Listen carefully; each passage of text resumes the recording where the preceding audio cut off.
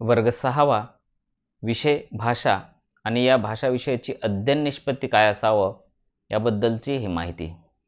त्याआधी अध्ययनाची प्रक्रिया त्यामध्ये काय अंतर्भूत असेल त्याबद्दल थोडक्यात माहिती बघूया. सर्व विद्यार्थ्यांना वेगळ्या रूपात सक्षम मुलांसहित व्यक्तिगत किंवा सामूहिक रूपात प्रोत्साहन दिले जावे, कारण त्यांना आपल्या भाषेत बोलण्याची तसेच चर्चा करण्याची संधी दिली जावी. वापरल्या जाणाऱ्या भाषेच्या बारकाव्यांवर चर्चा करण्याची संधी दिली जावी. सक्रिय आणि जागरूक असण्यासाठी तयार केले जाणारे साहित्य, यामध्ये वर्तमानपत्र, पत्रिका, चित्रपट आणि दृकश्राव्य साहित्य या सर्वांचा समावेश असेल. ते पाहण्याची, ऐकण्याची, वाचण्याची, लिहिण्याची आणि चर्चा करण्याची संधी त्या विद्यार्थ्यांना दिली जावी. गटात कार्य करताना आणि एकमेकांच्या कामाबाबत चर्चा करणे, मत देणे घेणे, प्रश्न विचारण्याचे स्वातंत्र्य दिले जावे. मराठीबरोबरच आपल्या भाषेतील साहित्य वाचण्याची तसेच लिहिण्याची सुविधा आणि त्यावर चर्चा करण्याचे स्वातंत्र्य दिले जावे. आपल्या परिवाराशी आणि समाजाशी संबंधित विविध साहित्यांचे वाचन आणि त्यावर चर्चा करण्याची संधी दिली जावी. आपली भाषा वाचत असताना लिहिण्यासंदर्भात क्रियाही आयोजित कराव्यात. उदाहरणार्थ शब्दखेळ, शब्दकोडी इत्यादी. मराठी भाषेतील संदर्भाला अनुसरून भाषेचे विश्लेषण, यामध्ये व्याकरण, वाक्यरचना, विरामचिन्हे इत्यादींचा समावेश करण्याची संधी दिली जावी. कल्पनाशक्ती आणि सृजनशीलतेचा विकास करण्याचा क्रिया, यामध्ये उदाहरणार्थ अभिनय, मूक अभिनय, कविता, पाठ, सृजनात्मक लेख, विविध स्थितींमधील संवाद इत्यादींचे आयोजन केले जावे आणि त्याच्या तयारीशी संबंधित लिखित साहित्य आणि अहवाल लेखनाची संधी दिली जावी. साहित्य आणि साहित्यिक तत्वांची समज वाढवण्यासाठी संधी दिली जावी. शब्दकोशाचा वापर करण्यासाठी विद्यार्थ्यांना प्रोत्साहन दिले जावे. सांस्कृतिक कार्यक्रमांच्या निमित्ताने म्हटल्या जाणाऱ्या विविध लोकगीतांचा संग्रह करणे तसेच त्यांचे तालासुरात सादरीकरण करण्याची संधी उपलब्ध करून दिली जावी. भाषा समृद्धीसाठी बालसाहित्याबरोबरच इतर साहित्याचा संग्रह करणे व त्याचे सादरीकरण करण्याची संधी उपलब्ध करून द्यायची. परिपाठ व इतर कार्यक्रमातून सुविचार, कथा, विविध विषय मांडण्याची संधी उपलब्ध करून दिली जावी. परिसरातील बोलीभाषांची माहिती मिळवून त्यावर चर्चा करण्याची संधी दिली जावी.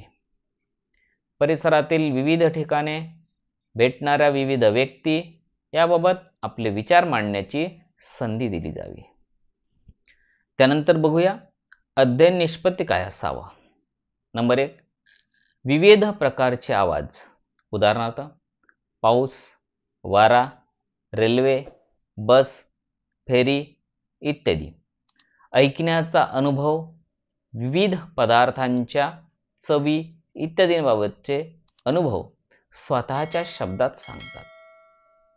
नंबर 2, पाहिलेल्या व ऐकलेल्या घटना, उदाहरणार्थ स्थानिक, सामाजिक घटना तसेच कार्यक्रम याविषयी न अडखळता बोलतात, प्रश्न विचारतात, मत मांडतात. नंबर 3, पाहिलेल्या, ऐकलेल्या गोष्टी, घटना, मुद्दे स्वतःच्या भाषेत कथन करतात तसेच लिहितात. उदाहरणार्थ अपूर्ण गोष्ट पूर्ण करणे, प्रसंगाचे वर्णन करणे. नंबर 4, रेडिओ, दूरदर्शन, वर्तमानपत्रे, इंटरनेट याद्वारे पाहिलेल्या, ऐकलेल्या घटना स्वतःच्या शब्दात मांडतात. भिन्न वेळी आणि भिन्न विषयासंबंधी इतरांनी सांगितलेल्या गोष्टी समजून घेतात. स्वतःच्या भाषेत सांगतात. आपल्या परिसरातील विभिन्न लोककथा आणि लोकगीते बोलीभाषा जाणून घेऊन त्याबद्दल चर्चा करतात, माहिती मिळवतात, आस्वाद घेतात, संग्रह करतात. हा 6वा. 7वा आहे स्वतःपेक्षा भिन्न असलेल्या भाषा, खाण्यापिण्याच्या सवयी, राहण्याच्या सवयी यातील विविधतेविषयी चर्चा करतात. 8वा पाठ्यघटकांचे सूक्ष्म वाचन करून त्यातील प्रमुख मुद्द्यांचा शोध घेतात, त्यातील वैशिष्ट्ये शोधतात, अनुमान व निष्कर्ष काढतात. 9वा मराठी भाषेतील विविध साहित्य प्रकार, बातम्या, वृत्तपत्रे, मासिके, इंटरनेटवर प्रसिद्ध होणारे साहित्य इत्यादी समजपूर्वक वाचून स्वतःची आवड-निवड सांगतात, मत देतात, सूचना करतात. 10वा आहे मराठी भाषेची वैशिष्ट्ये जाणून घेऊन त्याचा आनंद घेतात. उदाहरणार्थ कवितेची गायन, कथेतील निबंधातील वाक्प्रचार, म्हणी, सुविचार इत्यादी. 11वा आहे विभिन्न साहित्य प्रकारात लिहिलेल्या लेखन साहित्यांचे आरोह अवरोहासह व योग्य गतीने वाचन करतात.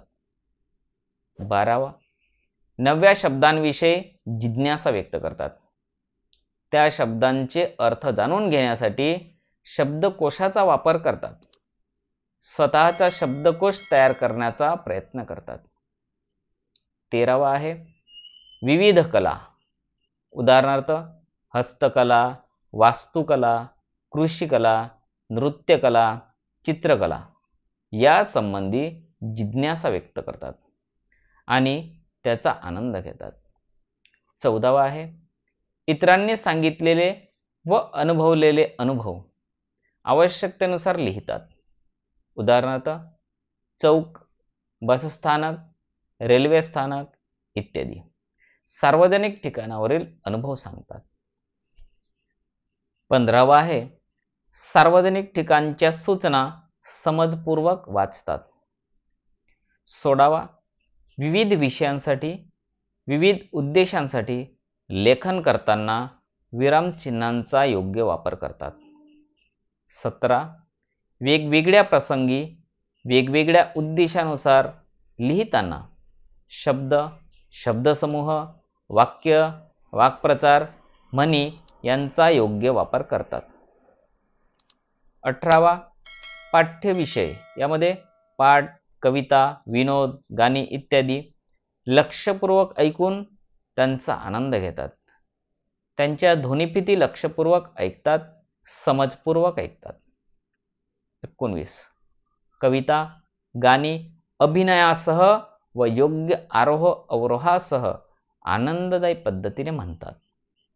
20 घर व परिसरातील मोठ्या माणसांच्या संवादात, चर्चेत सहभाग घेतात, स्वतःचे विचार स्पष्टपणे मांडतात.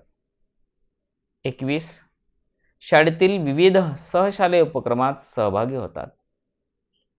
22 पाठ्यपुस्तक व पाठ्येतर साहित्याचे अर्थानुसार समजपूर्वक प्रकट वाचन करतात, दिलेल्या वेळेत योग्य गतीने समजपूर्वक मूक वाचन करतात. 23 वर्तमानपत्रे, मासिके व पुस्तके यातील बाल साहित्याचे समजपूर्वक वाचन करून आस्वाद घेतात, संग्रह करतात. 24 परिच्छेदाचे अचूक अनुलेखन व श्रुतलेखन करतात. 25 आपल्या परिसरातील व्यक्तीचे शब्दचित्र रेखाटतात. 26 दिलेल्या उताराचे समजपूर्वक वाचन करून त्याचे परिच्छेद करतात, तसेच त्यास योग्य शीर्षक देतात. 27 संग्रहित साहित्यातील सुविचार, कथा, विविध विषय इत्यादी परिपाठात सादर करतात. शेवटचा आहे 28वा व्याकरण घटकांची माहिती घेतात व त्यांचा लेखनात योग्य वापर करतात. उदाहरणार्थ नामांचे प्रकार, सर्वनामांचे प्रकार, विशेषण व विशेष्य, विशेषणांचे प्रकार, क्रियापदांचे प्रकार, शुद्ध लेखनाचे नियम इत्यादी. अशा पद्धतीने विद्यार्थ्यांसाठी आणि शिक्षकांसाठी अध्ययन निष्पत्ती ही माहिती आपणास आवडली असेल. हा शैक्षणिक यूट्यूब चॅनल आहे मुरली स्टुडिओ. आपण सबस्क्राईब करावा आणि इतरांना शेअर करावा, जेणेकरून या सर्व आवश्यक माहितीचा त्यांना सुद्धा उपयोग होईल.